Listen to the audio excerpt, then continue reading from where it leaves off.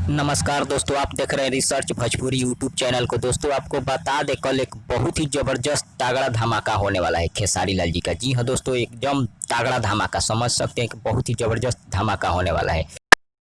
बात कर रहे हैं खेसारी लाल यादव का। कल एक देवी गीत रिलीज होने वाला है जो कि लोटस म्यूजिक से रिलीज किया जाएगा। गाने का बोल है लागत पंडाल ना ही लगी। जी हाँ दोस्तों, लागत पंडाल ना ही लगी।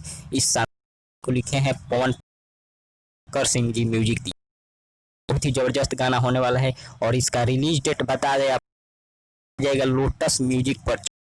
जी हाँ दोस्तों, टाइम एकदम याद रखिएगा, सुबह में 6:30 में इसे रिलीज किया जाएगा लोटस म्यूजिक द्वारा।